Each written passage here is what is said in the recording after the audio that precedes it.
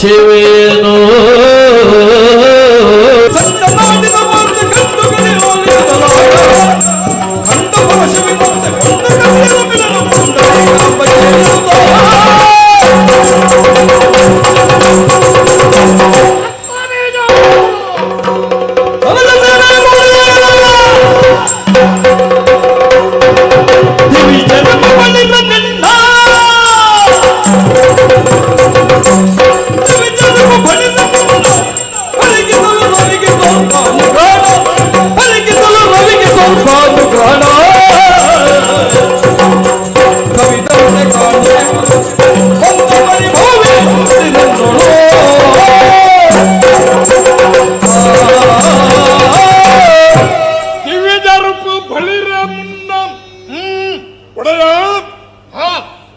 ಸಂಬಂಧದಲ್ಲಿ ನೀನು ನನಗೆ ಮಾವ, ಅಧಿಕಾರದಲ್ಲಿ ಶೋಣಿತದ ಧೀಶ,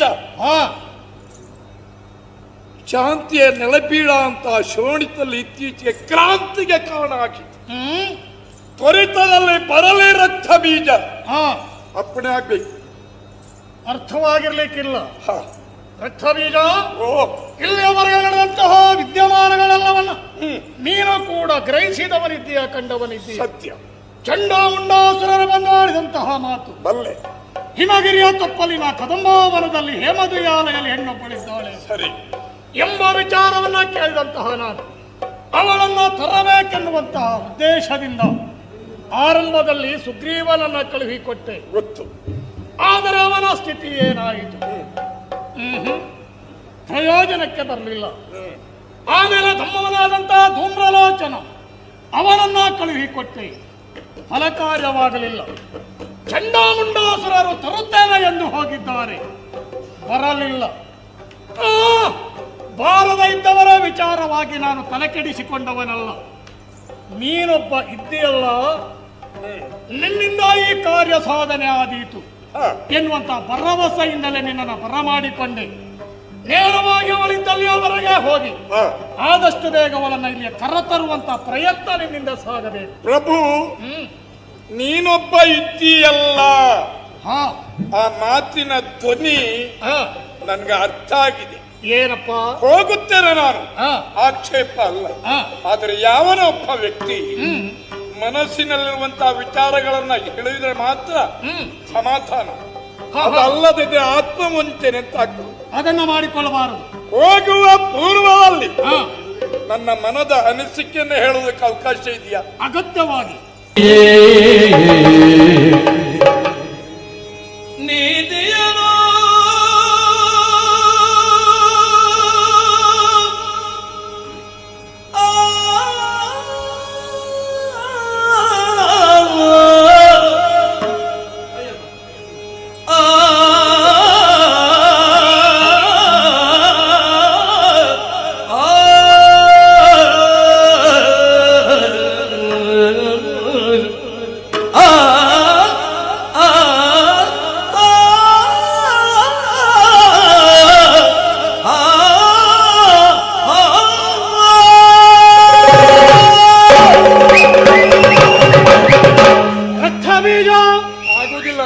ಹೋಗ್ಲಿಕ್ಕೆ ಆಗುವುದಿಲ್ಲ. ಯಾಕ ನೀನು ಸುಮ್ಮನೆ ಪ್ರಯತ್ನ ಮಾಡ್ತೀಯ? ಪ್ರಭು, ರಕ್ತ ಬೀಜ ರಾಗವನ್ನೇ ಬದಲಾಯಿಸಿದೆಯೇನೋ? ಬದಲು ಮಾಡಬೇಕಾಯ್ತು. ಈ ರಾಗವನ್ನ ಕೇಳದೆ ಕೆಲವು ಸಮಯ ಆಯ್ತು ನಾನು. ಹೌದು. ಈಗ ಈ ರಾಗ ಯಾಕೆ ನೀನು ಬಳಸಿದೆ ಅಂತ ರಾಗದ ಕೊನೆಯಲ್ಲಿ ಬೆಳಕಾಣೋಣ ಅಂತ ಆಸೆ ಉಂಟು. ಯಾವ ರಾಗ ಬಳಸಿದೆಯೋ? ಪ್ರಭು, ರಾಗ ಸರಾಗವಾಗಿ ಇತ್ತು. ಅದು ಯಾವ್ದು ನಾನು ಹೇಳ್ಬೇಕಾ? ಗೊತ್ತಾಯ್ತು ನನಗೆ.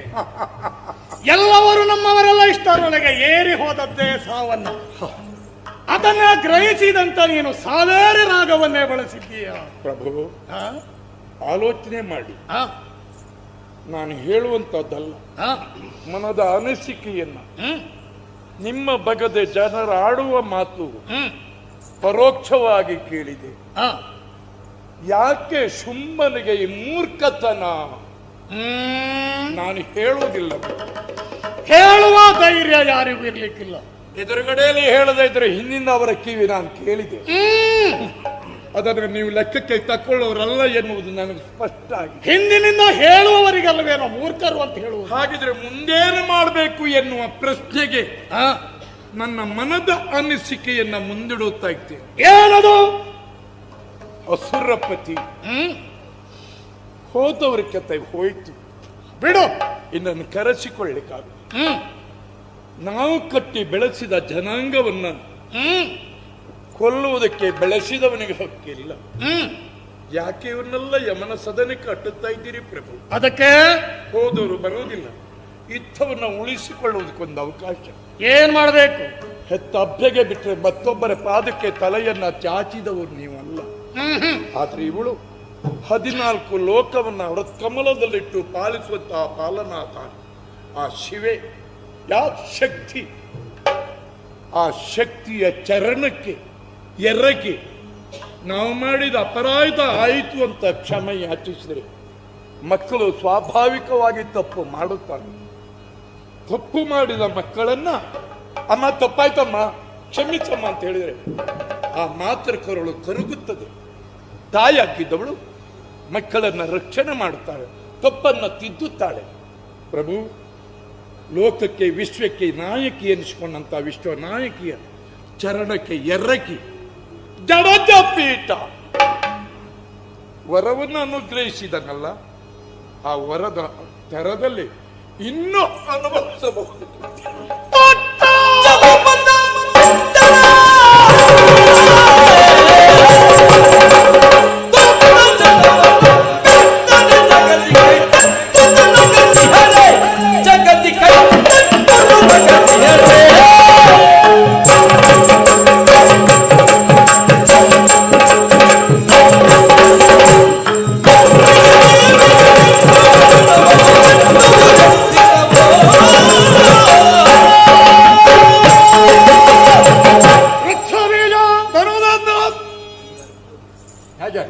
ಒಂದು ಸಾರಿ ನಾವು ಅಲ್ಲಿ ಮುಟ್ತೇವೆ. ಯಾಕೆ? ನೀನು ಮುಟ್ಟಬೇಕೆನ್ನುವಂತ ಉದ್ದೇಶದಿಂದಲೇ ನಾನಷ್ಟು ಎತ್ತರಕ್ಕೆ ಹೋದದ್ದು. ಆಗ ನಿನಗೆ ಮುಟ್ಟುಕೊಳ್ಳಿಕ್ಕೆ ಸುಲಭ ಆಗ್ತದೆ. ಹೌದಪ್ಪ, ದಾರಿ ತೋರಿಸಿಕೊಟ್ರೆ ಹೋಗ್ಲಿಕ್ಕೆ ಆಗ್ತದೆ. ದಾರಿಯೇ ಗೊತ್ತಿಲ್ಲ ಹೋಗೋದು. ಎಲ್ಲಿ ಹೋಗ್ತಾನವ? ನಿನ್ನನ್ನು ನಾನಿಂದು ಬರಮಾಡಿಕೊಂಡದಿದ್ದರೆ ನೀತಿಯನ್ನ ಹೇಳುವುದಕ್ಕೆ ಒಬ್ಬ ಕಡಿಮೆ ಅದೆಂಬ ಕಾರಣಕ್ಕಾಗಿ ಅಲ್ಲ, ನಿನ್ನ ಮೇಲೆ ನಾನೊಂದು ಭರವಸ ವಿಶ್ವಾಸವನ್ನ ಇರಿಸಿದ್ದೇನೆ. ಸರಿ, ಸಾಧಿಸಿದರೆ ನನ್ನ ಅಳಿಯನಾದಂತ ರಕ್ತಬೀಜ ಸಾಧಿಸಿಯನು ಅಂತ ನಾನು ಗ್ರಹಿಸಿದರೆ ನನ್ನ ಗ್ರಹಿಕೆಯನ್ನ ಸುಳ್ಳು ಮಾಡುವುದಕ್ಕೆ ನೀನು ಹೊರಟಿದ್ದೀಯ. ಯಾಕೆ ಪ್ರಭು? ಎನ್ನುವುದರಲ್ಲಿ ಸಂದೇಹ ಇಲ್ಲ. ಅವಳ ಮೇಲೆ ನಿನಗಷ್ಟು ಭಾವ ಬುದ್ಧಿಯ ಒಂದು ಕೆಲಸ ಮಾಡುವ, ಒಂದು ದಂಡ ಕಮಂಡಗಳನ್ನು ನೀನು ಕೊಡ್ತೇನೆ. ಅದನ್ನು ಹಿಡ್ಕೊಂಡು ನೇರವಾಗಿ ಕದಂಬವನಕ್ಕೆ ಹೋಗು. ಹಿಂಗ್ ಬರ್ತೀರ ಒಡೆಯ? ನಾನು ಬರುವುದಲ್ಲ, ನೀನು ಹೋಗು ಅಂತ ಹೇಳಿದ್ದು. ಅಲ್ಲಿ ಯಾವುದಾದ್ರೂ ಒಂದು ಒಳ್ಳೆ ವೃಕ್ಷವನ್ನ ಆರಿಸಿಕೊ. ಕಾವಿವಸನ ಹುಟ್ಟು ವೃಕ್ಷದ ಅಡಿಯಲ್ಲಿ ಕುಳಿತು ಅವಳನ್ನ ಕುರಿತು ಜಪಿಸುವುದಕ್ಕೆ ಆರಂಭಿಸು. ಅದು ಯಾವಾಗ ಸಿಗ್ತದೆ ನೋಡ್ತಾ ಇದ್ದೇನೆ. ಒಲಿದರೂ ಒಲಿಯಬಹುದು. ಒಂದೊಮ್ಮೆ ಅವಳಲ್ಲಿ ಒಲಿಯಲಿಲ್ಲ ಅಂತ ಆದರೆ ನೇರವಾಗಿ ಇಲ್ಲಿಗೆ ಬಾ. ನಮ್ಮಲ್ಲಿ ಉಣ್ಣುವುದಕ್ಕೆ ತಿನ್ನುವುದಕ್ಕೆ ವ್ಯವಸ್ಥೆಯನ್ನು ಕಡಿಮೆ ಇಲ್ಲವಲ್ಲ. ಅಯ್ಯಪ್ಪ, ಏನು ಉಂಡ್ರು ಇನ್ನು ಎಷ್ಟು ಜನ ಉಳಿಲ್ ಊಟ ಬರ್ಲಿಕ್ಕೆ. ನಿನಗೆ ಆ ಸನ್ಯಾಸವತ್ತ ಬೇಡ ಅಂತ ಆದರೆ ನಮ್ಮಲ್ಲಿ ಉಂಟಲ್ಲ, ಸರಿ ಊಟ ಮಾಡಿ ದಪ್ಪದ ಹಾಸಿಗೆ ಉಂಟು, ಉದ್ದಕ್ಕೆ ಮಲಗಿ ನಿದ್ರೆ ಮಾಡು. ಇದೆರಡೂ ನಿನಗೆ ಆಗ್ಲಿಲ್ಲ ಅಂತ ಆದರೆ ನಿನ್ನಂತಹ ಹೇಡಿಗಳು ಈ ಶೋಣಿತದಲ್ಲಿ ಇರುವುದಕ್ಕೆ ಹೇಳಿಸಿದವರಲ್ಲ, ಎಲ್ಲಿಯಾದ್ರೂ ಹೋಗಿ ಸಾಲ.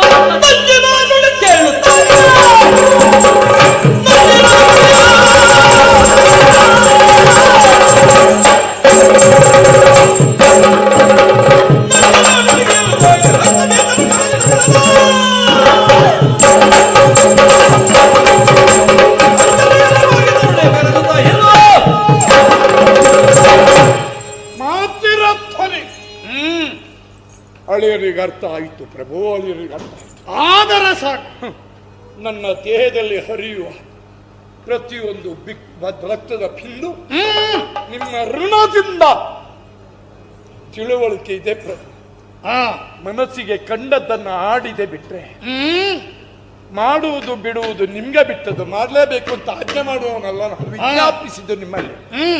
ಆದರೆ ನನ್ನನ್ನ ಈ ರೀತಿಯ ಹೇಡಿಯ ವರ್ಗಕ್ಕೆ ಯಾವತ್ತು ರಕ್ತ ಬೀಜ ಅಲ್ಲ, ರಕ್ತ ಬೀಜ ನೆನ್ನುವ ಘನ ಬಿರುದಿಗೆ ಪಾತ್ರನಾಗುವುದಕ್ಕೆ ದಾರಿ ಮಾಡಿಕೊಟ್ಟವರು ನೀವು. ಕೊಡಿ ಅಪ್ಪಣೆ, ಹಂತ ಮಾಡಿ ಹೇಳ್ತೇನೆ, ಹೋಗ್ತೇನೆ, ಬಾ ಎಂದವಳನ್ನ ಕರೀತೇನೆ. ಬಂದರಾಯಿತು, ಬರಲಿಲ್ಲ ಅಂತಾದ್ರೆ ಮುಡಿಗೆ ಕೈ ಹಾಕಿ ತರುತ್ತೇನೆ. ಆಗಲಿಲ್ಲ ಅಂತಾದ್ರೆ ರಕ್ತ ಬೀಜನ ಮುಖ ಮತ್ತೆ ತೋರಿಸುವುದಿಲ್ಲ. ರಕ್ತ ಬೀಜ ಸ್ಪಷ್ಟವಾಗಿ ಹೇಳ್ತಾ ಇದ್ದೀನಿ. ಭರವಸೆ ಉಂಟು ನಿನ್ನ ಮೇಲೆ, ಈ ಕಾರ್ಯ ಸಾಧನೆ ನಿನ್ನಿಂದ ಆದೀತು ಎನ್ನುವಂತ ಭರವಸೆಯಿಂದಲೇ ನಾನೀ ಮಾತನ್ನ ಹೇಳಿದ್ದು. ಉರಿಯುವ ಬೆಂಕಿಗೆ ತುಪ್ಪ ಮತ್ತೆ ಯಾಕೆ ಹಾಕಬೇಕು? ಸರಿ, ಜ್ವಾಲೆ ಇನ್ನು ಹೆಚ್ಚಲಿ ಎಂದು ಅದಕ್ಕೆ ನಿನ್ನನ್ನು ಈ ರೀತಿಯಾಗಿ ಕೆಣಕಬೇಕಾಯಿತು. ಆದಷ್ಟು ಬೇಗ ಹೋಗಿ.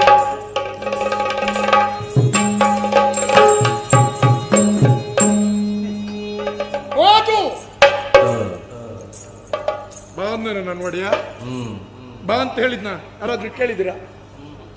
ಬಾ ಅಂತ ಹೇಳಿಲ್ಲ, ಹೋಗು ಅಷ್ಟೇ ಹೇಳಿತ್ತು. ಹಿಂದೆ ಹೋದವರೆಲ್ಲ ಏನಾದ್ರು ಅಲ್ಲಿಗೆ ನಮ್ಮನ್ನು ಕಳಿಸಿಕೊಡೋ ಆಲೋಚನೆ. ಒಂದು ಮಾತು ಹೇಳ್ತೇನೆ ನೋಡಿ, ಸಾಯುವ ಕಾಲಕ್ಕೆ ಮತ್ತಿಲ್ಲ ಅಲ್ವಾ? ಅಂತಾದ ಮೇಲೆ ಮತ್ತೆ ನಾವು ಯಾಕೆಲ್ಲ ಮಾಡಬೇಕು ಹೇಳಿ? ಪ್ರಯೋಜನ ಇಲ್ಲ. ಆತ್ಮೀಯ ಬಂಧುಗಳೇ, ಸಾಕಲ್ಲ ನಿಮ್ಗೆ ಸಂಸಾರ? ಸಂಸಾರದಲ್ಲಿ ಏನು ತಿಳ್ಕೊಂಡ್ರಲ್ಲ. ಸಂಸಾರದ ಮಧ್ಯದಲ್ಲಿರುವ ಒಂದು ಸೊನ್ನೆ ತೆಗಿರಿ, ಸಸಾರ. ಸೊನ್ನೆ ಇದ್ರೆ ಮಾತ್ರ ಅದಕ್ಕೆ ಬೆಲೆ, ಸೊನ್ನೆ ಇಲ್ಲದಿದೆ ಅದು ಸಸಾರ.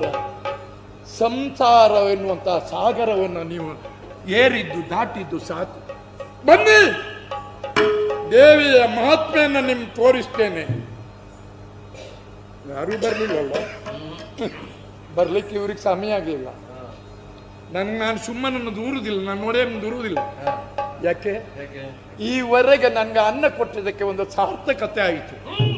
ದೇವಿ ಮಹಾತ್ಮೆ, ದೇವಿಯನ್ನ ಕಾಣುವುದಕ್ಕೆ, ದೇವಿಯನ್ನ ಕಾಣುವ ಮನಸ್ಸಿದ್ದವರೆಲ್ಲ ಬನ್ನಿ. ನಾನು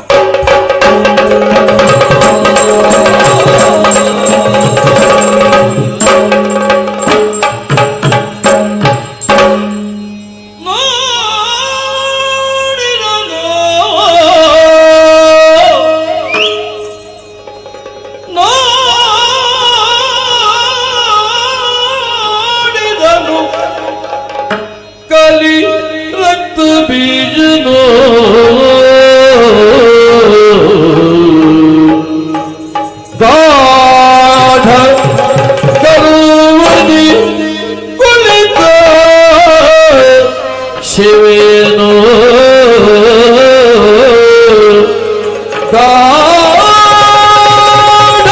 ಗಣವದಿ ಕುಳಿತ ಶಿವೇನೋ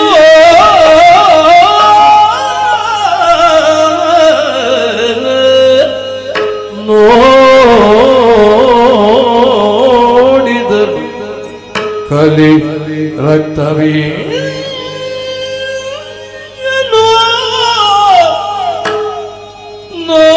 ನೋಡಿದನು. ಆಡಿದನು ತನ್ನೊಳೆಯ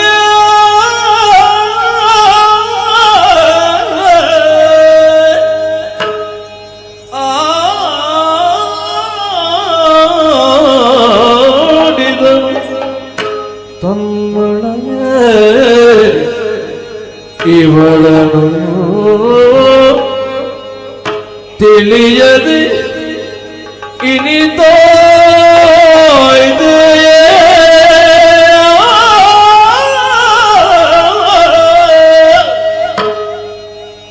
ಆಡಿದನು ತನ್ನೊಳಗೆ ಇವಳನು ತಿಳಿಯ ಇನಿತಾಯ್ದೆ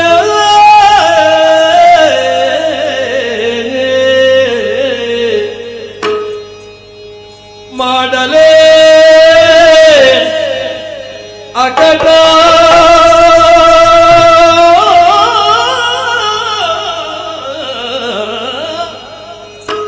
ಮಾ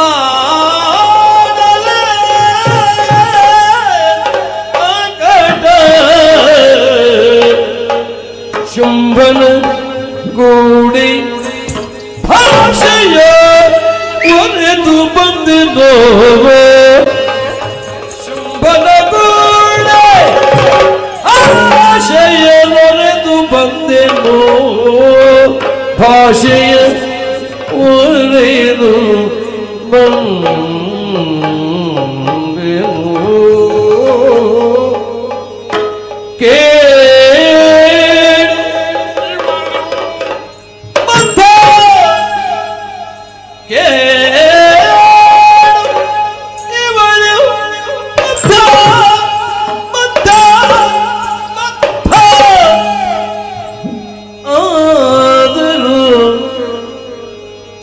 ನುಡಿಸಿದ ಬೆನೆನುದ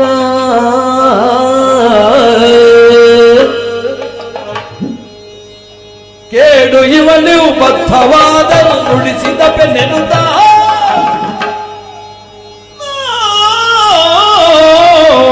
ನೋಡಿದನು ಕಲಿ ರಕ್ತ ಬೀನ ಗಾಢಗರ್ಭತಿ ಕುಳಿತ ಶಿವೇನೋ ಆ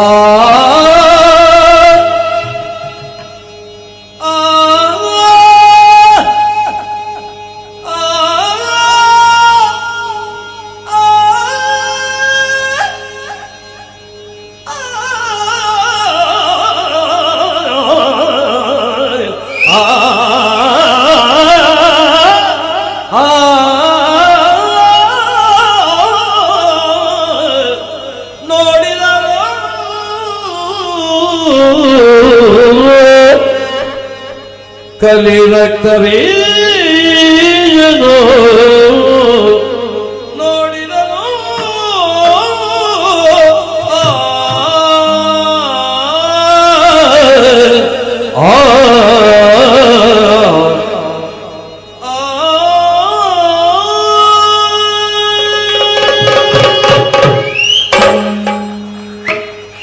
ನಾನಿಲ್ಲಿ ಬರೋದು ಹೊಸತ್ತು ಅನಿಸ್ಬಿಟ್ಟು ನನಗೆ. ಈವರೆಗೆ ಈ ರೀತಿಯ ಪ್ರಭೆಯಿಂದ ಕೂಡಿದ್ದಲ್ಲ. ಸೂರ್ಯನ ರಶ್ಮಿಯೂ ಕೆಳಕ್ಕೆ ಪಸರಿಸುವುದಿಲ್ಲ. ಹಗಲು ರಾತ್ರಿಯ ಗುರುತಿಸಕ್ಕೆ ಅಸಾಧ್ಯವಾದ ಘೋರಡವಿಯಿಂದ ಕೂಡಿದ ಕಾಡು. ಹಾಗೋ ಅಲ್ಲಿ ನೋಡಿ ಹಾವು, ಇಲ್ಲಿ ನೋಡಿ ಕಪ್ಪೆ, ಬದ್ಧ ದ್ವೇಷಗಳು. ಹೌದಾ? ಆಟ ಆಡ್ತಾ ಇದ್ದಾರೆ. ಈ ಕಡೆಯಲ್ಲಿ ಹುಲಿ ದನಗಳ ಆಟ. ಇದು ಯಾರ ಆಟ? ಯಾರಾಟ? ದೇವಿ ಮಾತ್ಮೆ, ದೇವಿ ಆಟ. ಕೋಟಿ ಸೂರ್ಯರು ಉದಯಿಸಿದಾಗ ಈ ರೀತಿಯ ಪ್ರಭೆಯಿಂದ ಕೂಡಿದೆ ಅಂತ ಆದ್ರೆ ದೇವಿ ಆದಿ ಅಂತ್ಯವನ್ನ ಗುರುತಿಸುವುದು ಅಸಾಧ್ಯವಾದಂತಹ ಬಂಗಾರದ ಉಯ್ಯಾಲೆ. ಚಂಡಮುಂಡರು ಹೇಳಿದ್ದು ಕಂಡೆ ಆ ಕಡೆಯಲ್ಲಿ. ಯಾರಾದ್ರೂ ಹೇಳಿ ಆದಿಯಲ್ಲಿ ಅಂತ್ಯಲ್ಲಿ ಸಾಧ್ಯ ಇಲ್ಲ. ಕುಳಿತದ್ದಾಗೆ ದೇವರ ಮುಂದೆ ಸಿಟ್ಟು ಮಾಡಿದ್ರೆ ಆಗ್ತದ? ದೇವರನ್ನ ಸಮಾಧಾನ ಪಡಿಸಬೇಕು ಅಂತಾದರೆ ಸಿಟ್ಟಲ್ಲ, ಭಕ್ತಿ, ಪ್ರಾರ್ಥನೆ. ನಮ್ಮ ಒಡೆಯ ಕೆಟ್ಟ ತಿಳಿಯದೇ ಇತ್ತವನು ಎಲ್ಲವನ್ನ ಬಲ್ಲವಂತ ಶುಂಭ ಯಾಕೆ ಹೀಗಾದ ಲೆಕ್ಕಾಚಾರ ಮಾಡಿ ಕಳುಹಿದವ. ಎಲ್ಲವನ್ನೂ ಕಳುಹಿಕೊಡ್ಲಿಲ್ಲ, ಅಗತ್ಯ ಇದ್ದವನು ಕಳುಹಿಕೊಡ್ಲಿಲ್ಲ. ಅಲ್ಲ, ಅಗತ್ಯ ಇದ್ದವನು ಕಳುಹಿಕೊಟ್ಟನ. ಇಲ್ಲ ಅಗತ್ಯ ಬೇಡ, ಅಲ್ಲ ಅಗತ್ಯ ಬೇಕು ಅಂತ ಕಳುಹಿಕೊಟ್ಟದ್ದು. ಹಾಗೆ ನನ್ನನ್ನು ಇಲ್ಲಿಯೇ ಕಳುಹಿಕೊಟ್ಟದ್ದು. ಹೋಗವ ಮತ್ತೆ ಬರುವುದಿಲ್ಲ ಎನ್ನುವುದು ಅವನಿಗೆ ಗೊತ್ತಿತ್ತು. ಬರಬಾರ್ದು ಎನ್ನುವ ಉದ್ದೇಶವೇ ನಮ್ಮನ್ನ ಒಡೆಯನದು. ಅವನ ಅಂತರಂಗ ಯಾರಿಗೂ ಅರ್ಥ ಆಗುವುದಿಲ್ಲ. ನಾನು ಇಷ್ಟು ವರ್ಷ ಇದ್ರು ನನ್ಗೆ ಅರ್ಥ ಆಗಲಿಲ್ಲ. ಈಗ ಇಲ್ಲಿ ಬಂದ ಮೇಲೆ, ಇವಳನ್ನು ಕಂಡ್ಮೇಲೆ ನನ್ನ ಒಡೆಯನ ಅಂತರಂಗ ಏನು ಎನ್ನುವುದು ನನಗೆ ಅರ್ಥ ಆಯಿತು. ಏನ್ ಮಾಡೋಣ ಹೇಳಿ, ಏನು ಪ್ರಯೋಜನ ಉಂಟು? ಆದ್ದರಿಂದ ಮನಸ್ಸಿನಲ್ಲಿ ಧ್ಯಾನಿಸುತ್ತೇನೆ. ಸರ್ವ ಮಂಗಲ ಮಾಂಗಲ್ಯ ಶಿವೆ ಸರ್ವಾರ್ಥ ಸಾಧ್ಯ ಶರಣ ತ್ರ್ಯಂಬಕಿ ದೇವಿ ನಾರಾಯಣಿ ಕಾಳಿ ಕಾತ್ಯಾಯಿನಿ ಚಾರ್ತಾಯಕಿ ಭಕ್ತೋತ್ಸಲಿ ಭಕ್ತ ಬಂದು ಭಕ್ತ ಆಧೀನಿ ಶಾಂಭವಿ ಶರಣು ಶರಣು. ಇದು ಯಾಕೆ ಬಲ್ಲಿರ? ನಾನು ದೇವಿಯ ದಾಸನಾಗಿದ್ದನ್ನು ನಾನು ಪ್ರಾರ್ಥಿಸಿದ್ದೆ. ದೇವಿಯ ದಾಸನಾಗಿ ಹೋದರೆ ನನ್ನ ಖಂಡಿತ ತಾಯಿ ಬದುಕುವುದಕ್ಕೆ ಅವಕಾಶ ಕೊಟ್ಟಳು. ಬೇಡ, ಪ್ರಪಂಚದ ಬದುಕು ಬೇಡ. ನಾನು ಬದುಕಿದೆ ಅಂತ ಆದರೆ ಶುಂಭನಿಗೆ ನನ್ನ ಒಡೆಯನಿಗೆ ಭರವಸೆಯನ್ನು ಕೊಟ್ಟಿದ್ದೇನೆ. ಹೌದು. ಆಗಲಿಲ್ಲ ಅಂತ ಆದ್ರೆ ನಾನು ಮತ್ತೆ ಬರುವುದಿಲ್ಲ. ಹಾಗಿದ್ರೆ ಹಿಂದಕ್ಕೆ ಹೋಗಬಾರ್ದು ಅಂತ ಆದ್ರೆ ಅವನ ಅನ್ನ ತಿಂದಕ್ಕೆ ಅದಕ್ಕೆ ವಿರುದ್ಧ ಆಗಬಾರ್ದು ಅಂತ ಆದ್ರೆ ಯಾರೇ ಆಗಲಿ ದೋಷ ಮಾಡಬಾರ್ದು, ರಾಜದ್ರೋಹಿ ಆಗಬಾರ್ದು. ರಾಜದ್ರೋಹಿ ಆಗಬಾರ್ದು ಅಂತಾದ್ರೆ ನಾನು ದೇವಿಯ ದಾಸನಾಗಿ ಅಲ್ಲ, ಇವಳನ್ನು ಮಾತನಾಡಿಸುವುದು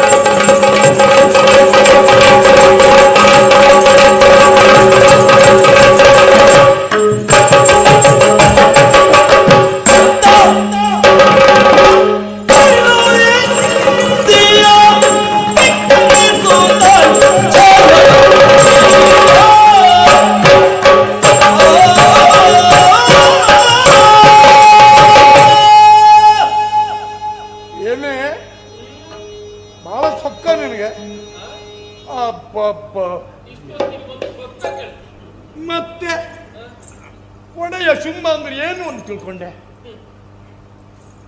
ಬರೀ ಹುಂಬ ಅಂತ ತಿಳ್ಕೊಂಡೆ ನೀನು? ಶುಂಭ ಹುಂಬ ಅಲ್ಲ, ಭಾನು ಮಂಡಲದಲ್ಲಿ ಶೋಭಿಪ ಚಂದ್ರನೋ ಸೂರ್ಯನಂತೆ ಇದ್ದವ ಶುಂಭ. ಲೋಕಕ್ಕೆ 14 ಲೋಕಕ್ಕೆ ಎಲ್ಲರೂ ಹಾಗೆ ಕರೆಯುವುದು. ನೀನು ದೊಡ್ಡ ಸಂತಿತರ ಮತ್ತೆ ಅಲ್ಲ, ಯಾರು ಹೇಳುದು ಚಂದ ಇದ್ದಾಳಂತ ಅಲ್ಲ ಅಲ್ಲ. ಏನೇ ಅದು? ಅವ ನಿನ್ನ ಚಂದವನ್ನ ಕೇಳಿ ಒಲಿಸಬೇಕು, ಮದುವೆ ಆಗ್ಬೇಕು ಅಂತ ಕೇಳಿದ್ರೆ ಚಿಕ್ಕದಿಸಿದೆ ಛಲವ ನಿನಗೆ. ಬಿಡೋ ಛಲ. ನಾನು ಶುಂಭನ ಸೈನಿಕ, ಸೇನಾ ನಾಯಕ. ಶುಂಭನ ಸೇನಾ ನಾಯಕ, ಸಂಬಂಧದಲ್ಲಿ ಶುಂಭನಿಗೆ ಅಳಿಯ, ಹೆಸರು ರಕ್ತ ಬೀಜ. ಹೌದು, ಇಲ್ಲಿವರೆಗೆ ಬಂದವರ ಕತಿ ಅಲ್ಲ ರಕ್ತ ಬೀಜನದು. ಯಾಕೆ? ವರಭಾನ್ವಿತ ಪರಾಕ್ರಮಿ ಮಾಯಾಮಿ ದುರಪರಾಕ್ರಮಿತ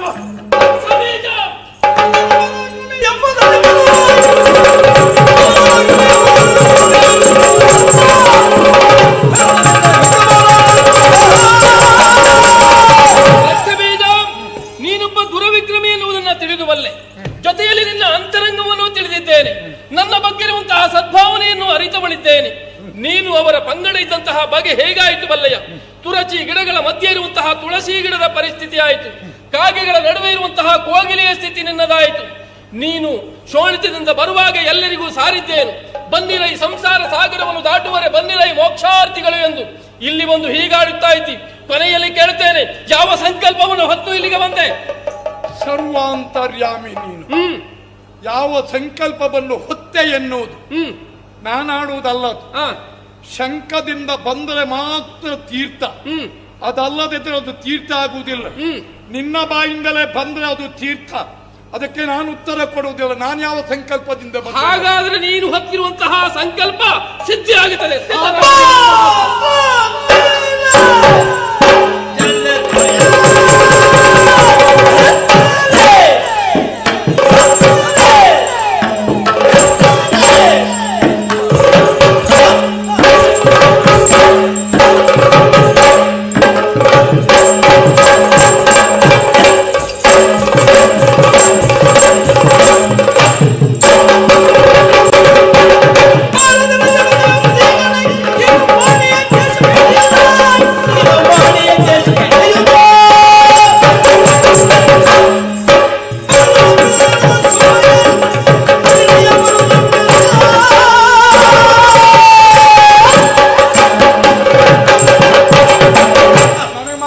ಮಾತಾಡ್ಲಿಕ್ಕೆ ಅವಕಾಶ ಇಲ್ಲ. ಒಂದು ಮಾತು ಹೇಳ್ತೇನೆ, ಉಸಿರು ತಕ್ಕೋ. ಒಂದು ಯುದ್ಧದಲ್ಲಿ ನಿನ್ನನ್ನು ಒಮ್ಮೆ ಗೆಲ್ಲದಿದ್ದರೆ ನಿನ್ನ ಭಕ್ತ ರಕ್ಷಣೆ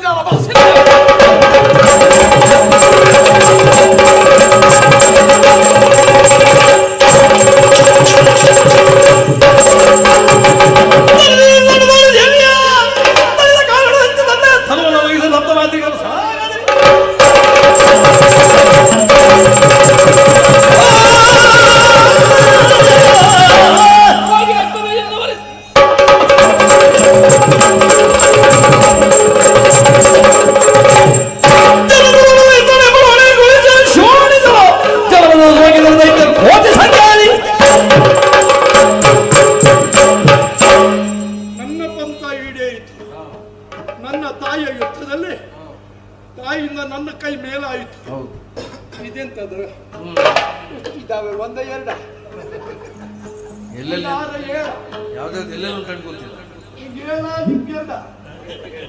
ಹೇಳು ಯಾವುದು ಸಪ್ತಮಾತ್ರಿಕೆ ನೋಡಿ, ಒಂದು ಗದೆ ಹಿಡ್ಕೊಂಡಿದೆ.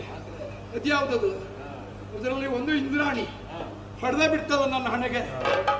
ಗದೆ ಹಿಡ್ಕೊಂಡು ನೋಡಿ, ಗಾಯ ಆಗಿದೆ. ರಕ್ತದ ಒಂದು ತೊಟ್ಟು ನೀರು ಭೂಮಿಗೆ ಬಿಡಲಿಲ್ಲ. ಯಾಕೆ? ಇವರಿಗೆಲ್ಲ ಗೊತ್ತಿಲ್ಲ ನನ್ನ ವರ. ನನ್ನ ದೇಹದ ಒಂದು ಬಿಂದು ರಕ್ತ ಬಿತ್ತು ಅಂತಾದರೆ ಒಂದೊಂದು ಬಿಂದು ರಕ್ತವಿನಲ್ಲಿ ನನ್ನಷ್ಟೇ ಶಕ್ತಿಶಾಲಿಯ ಪರಾಕ್ರಮಿಗಳು ಹುಟ್ಟುತ್ತಾರೆ. ರಕ್ತವನ್ನು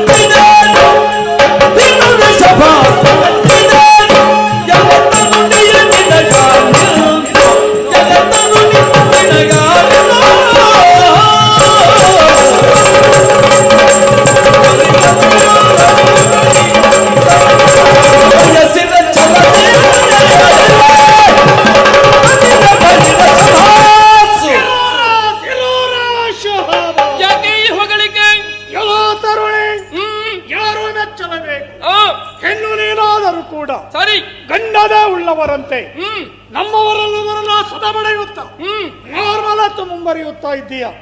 ನಿನ್ನ ಸಮ್ಮುಖದಲ್ಲಿ ಬಂದ ವ್ಯಕ್ತಿಯ ಪರಿಚಯ ನಿನಗ ಇರ್ಲಿಕ್ಕಿಲ್ಲ. ಯಾರು ನೀನು? ಸಕಲರನ್ನ ಕಳುಹಿಕೊ ಕಳಿಸಿಕೊಟ್ಟವ ಶೋಣಿತದ ದೊರೆ ಶುಂಭದಾನವ. ಶುಂಭನೆಂದ್ರೆ ನೀನೆಯ ಬಂದ ಬಗೆ ಹಾಗೆ ಹಾಗೆ ಸಿಂಗಾರ ಭರಿತನಾಗಿ ಬಂದಿದ್ದೇನೆ. ಪಾಶಿಕವನ್ನು ಕಟ್ಟಿಕೊಂಡೇ ಬಂದಿದ್ದಿ. ಕಾರಣ ನಿನ್ನನ್ನ ವರ್ರಿಸುವ ಮನ ನನಗೆ. ಓಹೋ ಹಾಗೆ ಅಯ್ಯ, ಹೀಗೆ ನನ್ನ ಹಿನ್ನೆಲೆಯನ್ನ ನೀನು ಕೇಳಬೇಕಾಗಿತ್ತು. ನೀನು ಕೇಳಲಿಲ್ಲ.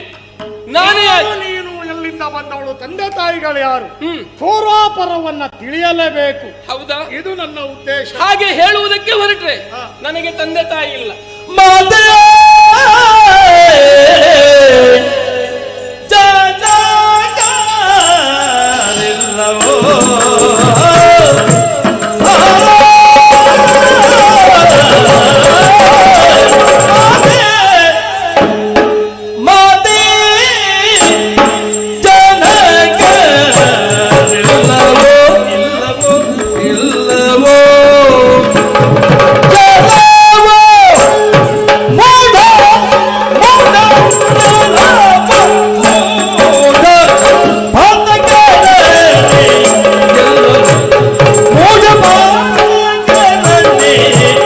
ಗೆಲ್ಲಲು ಗೆಲ್ಲಲು ಗೆಲ್ಲಲು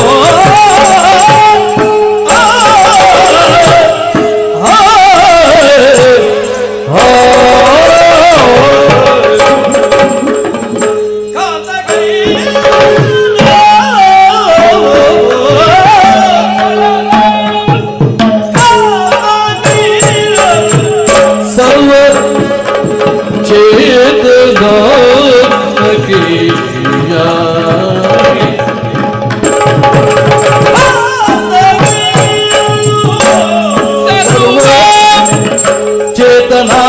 ಚೇತನಾತ್ಮಕಿಯಾಗಿ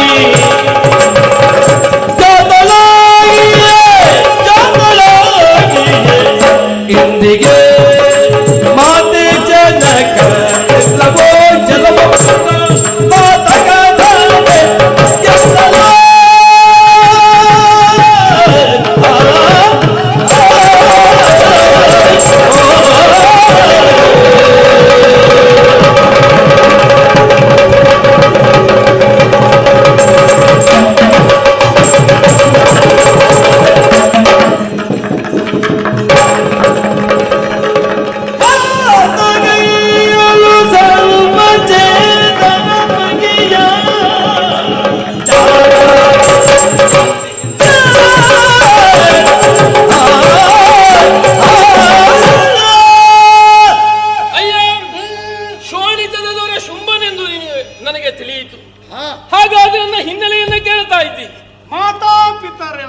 ನನಗೆ ಅಪ್ಪ ಅಮ್ಮ ಇಲ್ಲ.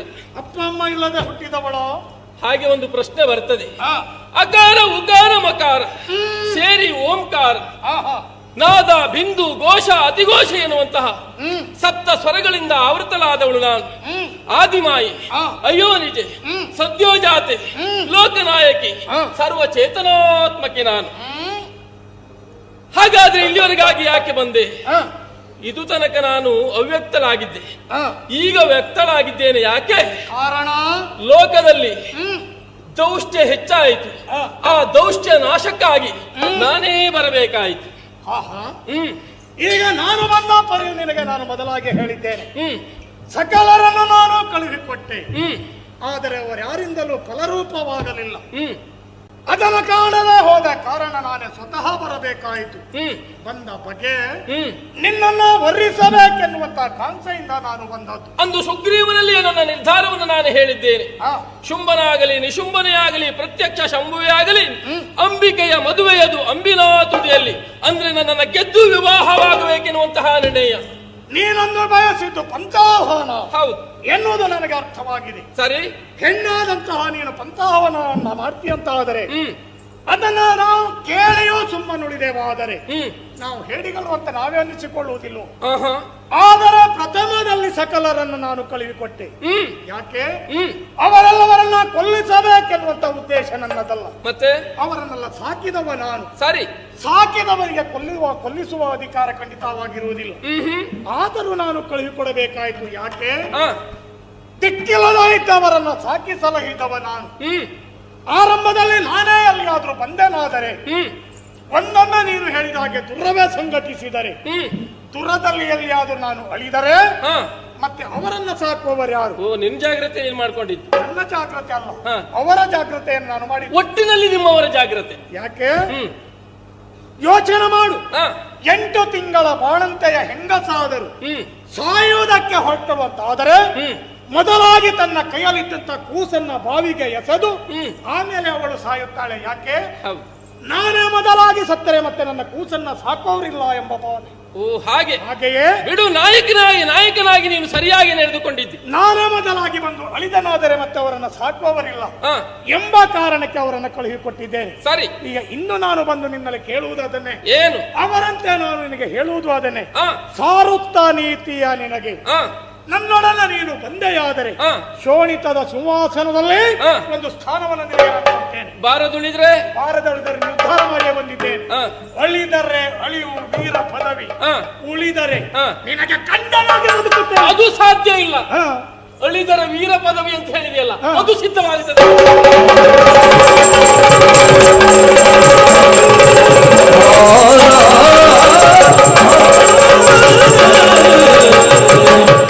ಕಲಿಶುಂಭ ನಿಶುಂಭ ಅಂತಕಿಗಿ ಕಲಿಮಲ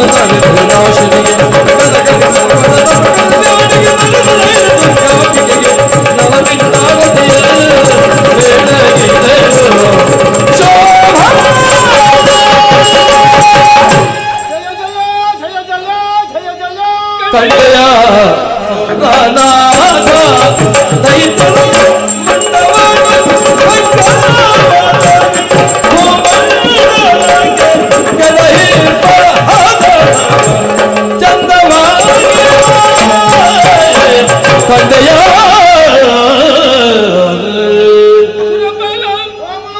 ಕಂಡೆಯೇನು? ನಡೆದಂತಹ ಮಹಾಸಂಗ್ರಾಮದಲ್ಲಿ ಧನುಜರ ರುಂಡವನ್ನ ಕಡಿದು ಭೂಮಂಡಲಕ್ಕೆ ಅಟ್ಟಿದಂತಹ ಅಂದವನ್ನ ಕಂಡೆಯ. ಕೊನೆಯಲ್ಲಿ ಶುಂಭನ ತಲೆಮೆತ್ತಿ ಶಾಂಭವಿಯಾಗಿ ಕಂಗೊಳಿಸಿದವಳು ಮುಂದೆ ಇದೇ ರೀತಿಯಾಗಿ ಕಾಣಿಸಿಕೊಳ್ಳುವುದಿಲ್ಲ. ಮುಂದೆ ಬರುವಂತಹ ದ್ವಾಪರದಲ್ಲಿ ಅರಕ್ಷಣ ಶ್ರೀಪತಿಯ ಸಹಭಾವಿಯಾಗಿ ನಾನು ಕಾಣಿಸಿಕೊಳ್ಳಲಿದ್ದೇನೆ. ಸರಿ, ಅವರವರ ಭಾವಕ್ಕೆ ಅವರವರ ಭಕ್ತಿಗೆ ಇರುತಿಯಳು ತೆರನಾಗಿ ಶ್ರೀದೇವಿ ಎನ್ನುವುದಕ್ಕೆ ಇದಕ್ಕಿಂತ ಬೇರೆಯಾದಂತ ನಿದರ್ಶನ ಮತ್ತೊಂದು ಬೇಡ ತಾಯಿ. ಸದಾ ಕಾಲದಲ್ಲಿ ಕಣ್ಣ ಗೊಂಬೆಯನ್ನ ರೆಪ್ಪೆ ಕಾಪಾಡಿದ ಹಾಗೆ ದೇವತೆಗಳಾದಂತಹ ನಮ್ಮನ್ನ ಕಾಪಾಡುವುದಕ್ಕಾಗಿ ನೀನು ಇವತ್ತು ಈ ರೀತಿ ಕೌಶಿಕೆಯಾಗಿ ಕಾಣಿಸಿಕೊಳ್ಬೇಕಾಗಿ ಬಂತು. ಹಾಗಾದ್ರೆ ಇಲ್ಲಿ ನೀನು ಕಾಣಿಸಿಕೊಂಡದ್ದು ಕೌಶಿಕೆಯಾಗಿ ಮಾತ್ರ ಅಲ್ಲ, ನಿನ್ನ ಮಹತ್ವ ಏನು ಎನ್ನುವುದನ್ನ ಲೋಕ ತಿಳಿದುಕೊಳ್ಳುವ ಹಾಗೆ ಆಯ್ತು.